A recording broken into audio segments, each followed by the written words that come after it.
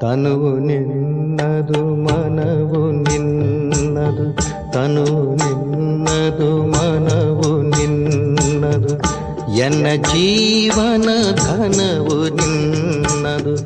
ನಾನು ನಿನ್ನವನೆಂಬ ಹೆಮ್ಮೆಯ ಋಣವು ಮಾತ್ರವೇ ನನ್ನದು. ತನು ನಿನ್ನದು ಮನವು ನಿನ್ನದು.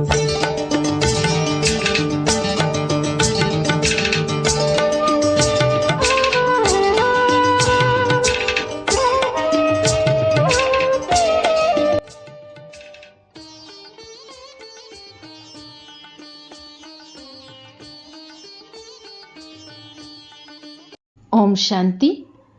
ದಿನಾಂಕ 23/3/2026 ಪ್ರಾತಃ ಮುರಳಿ ಬಾಪ್ತಾದ ಮಧುಬನ. ಮಧುರ ಮಕ್ಕಳೇ, ಮೌನವಾಗಿರುವುದು ಸಹ ಬಹಳ ದೊಡ್ಡ ಗುಣವಾಗಿದೆ. ನೀವು ಮೌನವಾಗಿದ್ದು ತಂದೆಯ ನೆನಪು ಮಾಡ್ತಾ ಇರಿ, ಆಗ ಬಹಳ ಸಂಪಾದನೆ ಜಮಾ ಮಾಡಿಕೊಳ್ಳುವಿರಿ. ಶಿವ ಭಗವಾನು ವಾಚ: ಮೊಟ್ಟ ಮೊದಲು ಮಕ್ಕಳಿಗೆ ಸಾವಧಾನ ಸಿಗ್ತದೆ. ತಂದೆಯ ನೆನಪು ಮಾಡಿ ಮತ್ತು ಆಸ್ತಿಯನ್ನು ನೆನಪು ಮಾಡಿ. ಮನ್ಮನಾಭವ. ಈ ಶಬ್ದವನ್ನೂ ಸಹ ವ್ಯಾಸರು ಬರೆದಿದ್ದಾರೆ. ಸಂಸ್ಕೃತದಲ್ಲಂತೂ ತಂದೆ ತಿಳಿಸಲಿಲ್ಲ, ತಂದೆ ಹಿಂದಿ ಭಾಷೆಯಲ್ಲಿಯೇ ತಿಳಿಸ್ತಾರೆ. ಮಕ್ಕಳೇ, ತಂದೆಯನ್ನು ಮತ್ತು ಆಸ್ತಿಯನ್ನು ನೆನಪು ಮಾಡಿ. ಹೇ ಮಕ್ಕಳೇ, ತಂದೆಯಾದ ನನ್ನ ನೆನಪು ಮಾಡಿ ಎಂಬುದು ಎಷ್ಟು ಸಹಜವಾದ ಶಬ್ದವಾಗಿದೆ. ಲೌಕಿಕ ತಂದೆ ಹೇ ಮಕ್ಕಳೇ ನನ್ನ ನೆನಪು ಮಾಡಿ ಎಂದು ಹೇಳೋದಿಲ್ಲ. ಇದು ಹೊಸ ಮಾತಾಗಿದೆ. ತಂದೆ ತಿಳಿಸ್ತಾರೆ, ಮಕ್ಕಳೇ, ನಾನು ನಿರಾಕಾರ ತಂದೆಯನ್ನು ನೆನಪು ಮಾಡಿ. ಇದು ಸಹ ಮಕ್ಕಳಿಗೆ ತಿಳಿದಿದೆ. ಆತ್ಮಿಕ ತಂದೆ ನಾವು ಆತ್ಮಗಳೊಂದಿಗೆ ಮಾತನಾಡ್ತಾರೆ.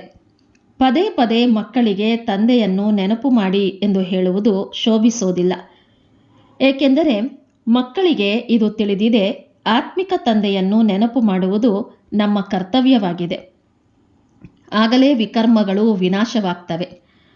ಮಕ್ಕಳು ನಿರಂತರ ನೆನಪು ಮಾಡುವ ಪ್ರಯತ್ನ ಪಡಬೇಕಾಗಿದೆ. ಈ ಸಮಯದಲ್ಲಿ ಯಾರೂ ನಿರಂತರ ನೆನಪು ಮಾಡಲು ಸಾಧ್ಯವಿಲ್ಲ, ಸಮಯ ಹಿಡಿಸ್ತದೆ. ಈ ತಂದೆ ತಿಳಿಸ್ತಾರೆ, ನಾನು ಸಹ ನಿರಂತರ ನೆನಪು ಮಾಡೋದಿಲ್ಲ. ಆ ಸ್ಥಿತಿ ಕೊನೆಯಲ್ಲಿಯೇ ಬರುವುದು. ನೀವು ಮಕ್ಕಳು ಮೊಟ್ಟ ಮೊದಲನೆಯದಾಗಿ ತಂದೆಯ ನೆನಪು ಮಾಡುವ ಪುರುಷಾರ್ಥವನ್ನೇ ಮಾಡಬೇಕಾಗಿದೆ. ಶಿವ ತಂದೆಯಿಂದ ಆಸ್ತಿ ಸಿಗ್ತದೆ. ಇದು ಭಾರತವಾಸಿಗಳದ್ದೇ ಮಾತಾಗಿದೆ. ಇಲ್ಲಿ ದೈವಿ ರಾಜಧಾನಿ ಸ್ಥಾಪನೆಯಾಗ್ತದೆ. ಅನ್ಯ ಧರ್ಮದವರಾದರೆ ಧರ್ಮ ಸ್ಥಾಪನೆ ಮಾಡೋದರಲ್ಲಿ ಅವರಿಗೆ ಕಷ್ಟವಾಗೋದಿಲ್ಲ. ಅವರು ಬಂದ ಕೂಡಲೇ ಆ ಧರ್ಮದ ಆತ್ಮಗಳು ಬರತೊಡಗುತ್ತಾರೆ. ಇಲ್ಲಿ ಯಾರು ದೇವಿ ದೇವತಾ ಧರ್ಮದವರಿದ್ದಾರೆಯೋ ಅವರನ್ನು ಜ್ಞಾನದಿಂದ ಮೇಲೆತ್ತಬೇಕಾಗ್ತದೆ. ಪರಿಶ್ರಮವಾಗ್ತದೆ. ತಂದೆ ಸಂಗಮದಲ್ಲಿ ರಾಜಧಾನಿಯನ್ನು ಸ್ಥಾಪನೆ ಮಾಡ್ತಾರೆ ಎಂಬುದು ಗೀತಾ ಭಾಗವತ ಶಾಸ್ತ್ರಗಳಲ್ಲಿಲ್ಲ. ಪಾಂಡವರು ಪರ್ವತಗಳ ಮೇಲೆ ಹೋಗಿ ಕರಗಿ ಹೋದರೂ ಪ್ರಳಯವಾಯಿತು ಇತ್ಯಾದಿ ಇತ್ಯಾದಿ ಎಂದು ಗೀತೆಯಲ್ಲಿ ಬರೆದಿದ್ದಾರೆ. ವಾಸ್ತವದಲ್ಲಿ ಈ ಮಾತಿಲ್ಲ. ನೀವೀಗ ಭವಿಷ್ಯ 21 ಜನ್ಮಗಳಿಗಾಗಿ ಓದುತ್ತಿದ್ದೀರಿ. ಅನ್ಯ ಶಾಲೆಗಳಲ್ಲಿ ಇಲ್ಲಿಗಾಗಿಯೇ ಓದಿಸುತ್ತಾರೆ. ಸಾಧು ಸಂತ ಮೊದಲಾದವರು ಭವಿಷ್ಯಕ್ಕಾಗಿ ಓದಿಸ್ತಾರೆ. ಏಕೆಂದರೆ ಅವರು ತಿಳಿದುಕೊಳ್ತಾರೆ, ನಾವು ಶರೀರವನ್ನು ಬಿಟ್ಟು ಮುಕ್ತಿಧಾಮಕ್ಕೆ ಹೊರಟು ಹೋಗ್ತೇವೆ, ಬ್ರಹ್ಮತತ್ವದಲ್ಲಿ ಲೀನವಾಗ್ತೇವೆ, ಆತ್ಮ ಪರಮಾತ್ಮನಲ್ಲಿ ಸೇರಿ ಹೋಗುವುದು ಎಂದು ತಿಳಿಯುತ್ತಾರೆ. ಆದ್ದರಿಂದ ಅವರದ್ದೂ ಸಹ ಭವಿಷ್ಯಕ್ಕಾಗಿ ಆಯಿತು. ಆದರೆ ಭವಿಷ್ಯಕ್ಕಾಗಿ ಓದಿಸುವವರು ಒಬ್ಬರೇ ಆತ್ಮಿಕ ತಂದೆಯಾಗಿದ್ದಾರೆ, ಬೇರೆ ಯಾರೂ ಇಲ್ಲ. ಸರ್ವರ ಸದ್ಗತಿದಾತ ಒಬ್ಬರೇ ಆಗಿದ್ದಾರೆ. ಗಾಯನವೂ ಇದೆ. ಆದರೆ ಇದೆಲ್ಲವೂ ಅಯಥಾರ್ಥ ಆಗ್ತದೆ. ಯಥಾರ್ಥವಾಗಿ ತಂದೆಯೇ ಬಂದು ತಿಳಿಸ್ತಾರೆ. ಅವರೂ ಸಹ ಬ್ರಹ್ಮತತ್ವದಲ್ಲಿ ಲೀನವಾಗುವ ಸಾಧನೆ ಮಾಡುತ್ತಿರುತ್ತಾರೆ. ಆದರೆ ಇದು ಅಯಥಾರ್ಥ ಸಾಧನೆಯಾಗಿದೆ. ಯಾರೂ ಲೀನವಾಗೋದಿಲ್ಲ. ಬ್ರಹ್ಮ ಮಹಾತತ್ವ ಭಗವಂತನಲ್ಲ. ಇದೆಲ್ಲವೂ ತಪ್ಪಾಗಿದೆ. ಅಸತ್ಯಖಂಡದಲ್ಲಿ ಎಲ್ಲರೂ ಅಸತ್ಯ ಹೇಳುವವರಿದ್ದಾರೆ. ಸತ್ಯಖಂಡದಲ್ಲಿ ಎಲ್ಲರೂ ಸತ್ಯ ಹೇಳುವವರಿದ್ದಾರೆ. ನಿಮಗೆ ತಿಳಿದಿದೆ, ಸತ್ಯಖಂಡ ಭಾರತದಲ್ಲಿತ್ತು, ಈಗ ಅಸತ್ಯಖಂಡವಾಗಿದೆ. ತಂದೆಯೂ ಸಹ ಭಾರತದಲ್ಲಿಯೇ ಬರ್ತಾರೆ. ಶಿವ ಜಯಂತಿಯನ್ನು ಆಚರಿಸುತ್ತಾರೆ. ಆದರೆ ಶಿವನೇ ಬಂದು ಭಾರತವನ್ನು ಸತ್ಯಖಂಡವನ್ನಾಗಿ ಮಾಡಿದ್ದಾರೆಂಬುದು ಅವರಿಗೆ ತಿಳಿದಿದೆಯೇ? ಅವರು ಬರುವುದೇ ಇಲ್ಲ. ನಾಮರೂಪದಿಂದ ಭಿನ್ನವಾಗಿದ್ದಾರೆಂದು ಅವರು ತಿಳಿದುಕೊಳ್ತಾರೆ. ಕೇವಲ ಪತಿತ ಪಾವನ, ಜ್ಞಾನಸಾಗರ ಎಂದು ಯಾವ ಮಹಿಮೆ ಹಾಡುತ್ತಾರೆಯೋ ಅದು ಕೇವಲ ಗಿಳಿಪಾಠದಂತೆ ಹೇಳ್ತಾರೆ. ತಂದೆಯೇ ಬಂದು ತಿಳಿಸ್ತಾರೆ. ಕೃಷ್ಣ ಜಯಂತಿಯನ್ನು ಆಚರಿಸ್ತಾರೆ. ಗೀತಾ ಜಯಂತಿಯೂ ಇದೆ. ಕೃಷ್ಣ ಬಂದು ಗೀತೆಯನ್ನು ತಿಳಿಸಿದರೆಂದು ಹೇಳ್ತಾರೆ. ಆದರೆ ಶಿವ ಜಯಂತಿಯ ಬಗ್ಗೆ ಶಿವ ಬಂದು ಏನು ಮಾಡ್ತಾರೆ ಎಂಬುದು ಯಾರಿಗೂ ತಿಳಿದಿಲ್ಲ. ನಾಮರೂಪದಿಂದ ಭಿನ್ನವಾಗಿದ್ದಾರೆಂದು ಹೇಳ್ತಾರೆ. ಅಂದ ಮೇಲೆ ಅವರು ಬರುವುದಾದರೂ ಹೇಗೆ? ತಂದೆ ತಿಳಿಸ್ತಾರೆ, ನಾನೇ ಕುಳಿತು ಮಕ್ಕಳಿಗೆ ತಿಳಿಸಿಕೊಡುತ್ತೇನೆ. ನಂತರ ಈ ಜ್ಞಾನ ಪ್ರಾಯಲೋಪವಾಗ್ತದೆ. ಸ್ವಯಂ ತಂದೆಯೇ ತಿಳಿಸ್ತಾರೆ, ನಾನು ಬಂದು ಭಾರತವನ್ನು ಪುನಃ ಸ್ವರ್ಗವನ್ನಾಗಿ ಮಾಡ್ತೇನೆ. ಯಾರಾದರೂ ಪತಿತ ಪಾವನೆ ಇರಬೇಕಲ್ಲವೇ? ಮುಖ್ಯವಾಗಿ ಇದು ಭಾರತದ ಮಾತಾಗಿದೆ. ಭಾರತವೇ ಪತಿತವಾಗಿದೆ. ಪತಿತ ಪಾವನನನ್ನೂ ಸಹ ಭಾರತದಲ್ಲಿಯೇ ಕರೀತಾರೆ. ಮತ್ತು ವಿಶ್ವದಲ್ಲಿ ರಾವಣ ರಾಜ್ಯ ನಡೀತಿದೆ. ಬಾಂಬು ಇತ್ಯಾದಿಗಳನ್ನು ತರಿಸುತ್ತಾರೆ. ಇದರಿಂದ ವಿನಾಶವಾಗ್ತದೆ ಎಂಬುದನ್ನು ಹೇಳ್ತಾರೆ. ತಯಾರಿಗಳೆಲ್ಲವನ್ನೂ ಮಾಡುತ್ತಿದ್ದಾರೆ. ಹೇಗೆ ಅವರಿಗೆ ರಾವಣ ಪ್ರೇರಕನಾಗಿದ್ದಾನೆ. ರಾವಣ ರಾಜ್ಯ ಯಾವಾಗ ಸಮಾಪ್ತಿಯಾಗುವುದು? ಕೃಷ್ಣ ಬಂದಾಗ ಎಂದು ಭಾರತವಾಸಿಗಳು ಹೇಳ್ತಾರೆ. ನೀವು ತಿಳಿಸ್ತೀರಿ, ಶಿವ ತಂದೆ ಬಂದಿದ್ದಾರೆ. ಅವರೇ ಸರ್ವರ ಸದ್ಗತಿದಾತನಾಗಿದ್ದಾರೆ. ತಿಳಿಸ್ತಾರೆ, ಮಕ್ಕಳೇ ನನ್ನ ನೆನಪು ಮಾಡಿ. ಈ ಶಬ್ದವನ್ನು ಮತ್ಯಾರೂ ಹೇಳಲು ಸಾಧ್ಯವಿಲ್ಲ. ತಂದೆಯೇ ಹೇಳ್ತಾರೆ, ನನ್ನ ನೆನಪು ಮಾಡಿದರೆ ತುಕ್ಕು ಬಿಟ್ಟು ಹೋಗುವುದು. ನೀವು ಸತೋಪ್ರಧಾನರಾಗಿದ್ದೀರಿ. ಈಗ ನಿಮ್ಮ ಆತ್ಮದಲ್ಲಿ ತುಕ್ಕು ಹಿಡಿದಿದೆ. ಅದು ನೆನಪಿನಿಂದಲೇ ಬಿಡುವುದು. ಇದಕ್ಕೆ ನೆನಪಿನ ಯಾತ್ರೆ ಎಂದು ಹೇಳಲಾಗ್ತದೆ. ನಾನೇ ಪತಿತ ಪಾವನನಾಗಿದ್ದೇನೆ. ನನ್ನ ನೆನಪು ಮಾಡೋದರಿಂದ ನಿಮ್ಮ ವಿಕರ್ಮಗಳು ವಿನಾಶವಾಗ್ತವೆ. ಇದಕ್ಕೆ ಯೋಗಾಗ್ನಿ ಎಂದು ಹೇಳಲಾಗ್ತದೆ. ಚಿನ್ನವನ್ನು ಬೆಂಕಿಯಲ್ಲಿ ಹಾಕಿ ಅದರಲ್ಲಿನ ಲೋಹವನ್ನು ತೆಗಿತಾರೆ. ಮತ್ತೆ ಚಿನ್ನದಲ್ಲಿ ಲೋಹವನ್ನು ಬೆರೆಸೋದಕ್ಕಾಗಿಯೇ ಬೆಂಕಿಯಲ್ಲಿ ಹಾಕ್ತಾರೆ. ತಂದೆ ತಿಳಿಸ್ತಾರೆ, ಅದು ಕಾಮಚಿತೆಯಾಗಿದೆ. ಇದು ಜ್ಞಾನಚಿತೆಯಾಗಿದೆ. ಈ ಯೋಗಾಗ್ನಿಯಿಂದ ತುಕ್ಕು ಬಿಟ್ಟು ಹೋಗುವುದು ಮತ್ತು ನೀವು ಕೃಷ್ಣಪುರಿಯಲ್ಲಿ ಹೋಗಲು ಯೋಗ್ಯರಾಗ್ತೀರಿ. ಕೃಷ್ಣ ಜಯಂತಿಯಂದು ಕೃಷ್ಣನನ್ನು ಆಹ್ವಾನ ಮಾಡ್ತೀರಿ.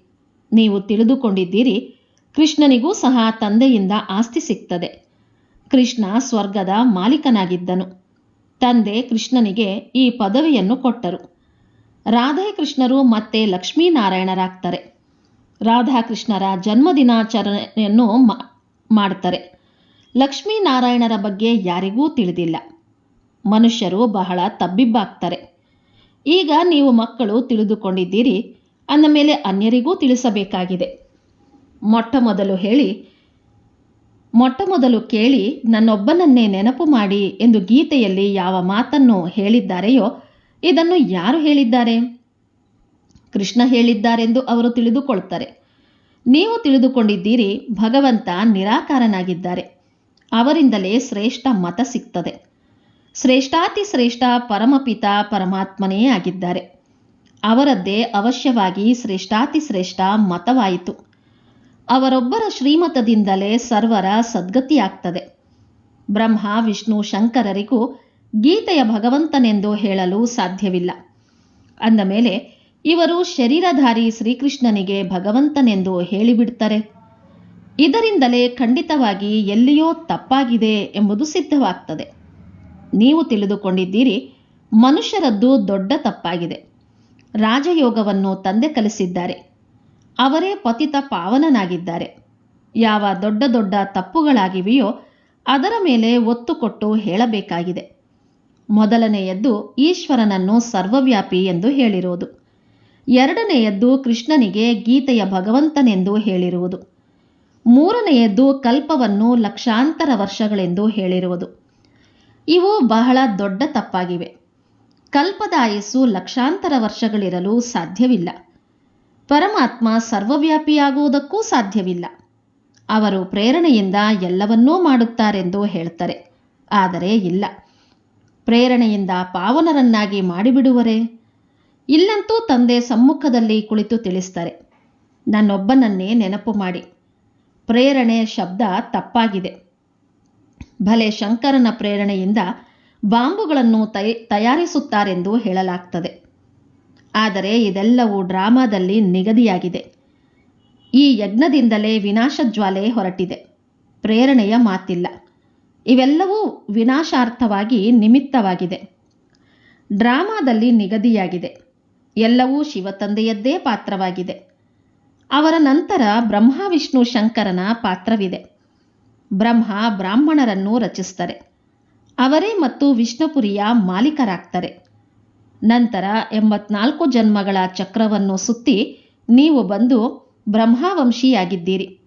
ಲಕ್ಷ್ಮೀನಾರಾಯಣರೇ ಮತ್ತೆ ಬ್ರಹ್ಮ ಸರಸ್ವತಿಯಾಗಿದ್ದಾರೆ.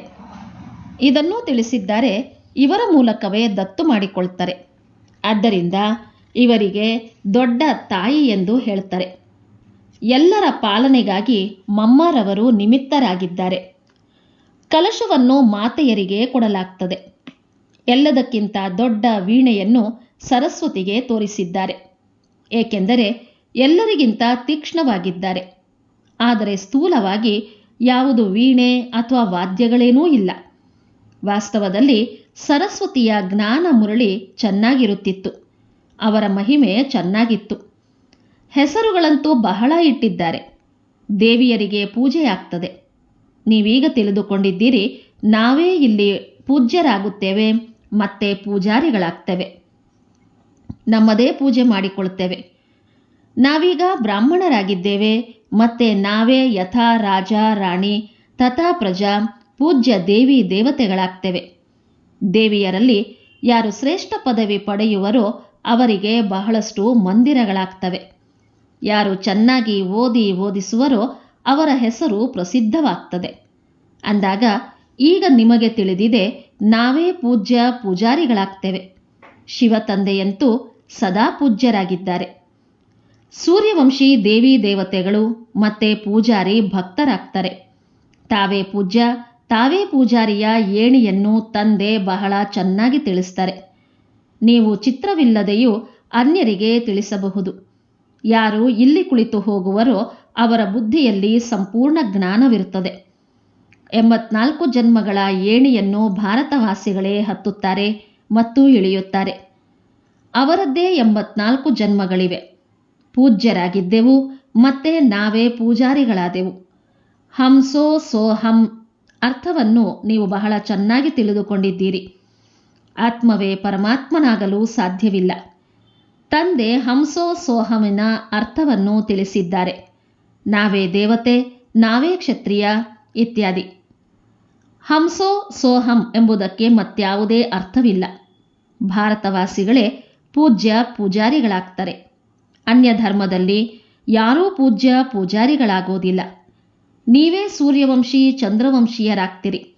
ಎಷ್ಟೋ ಒಳ್ಳೆಯ ತಿಳುವಳಿಕೆ ಸಿಕ್ಕಿದೆ. ನಾವೇ ದೇವಿ ದೇವತೆಗಳಾಗಿದ್ದೆವು. ನಾವಾತ್ಮರು ನಿರ್ವಾಣಧಾಮದ ನಿವಾಸಿಗಳಾಗಿದ್ದೇವೆ. ಈ ಚಕ್ರ ಸುತ್ತುತ್ತಿರುತ್ತದೆ.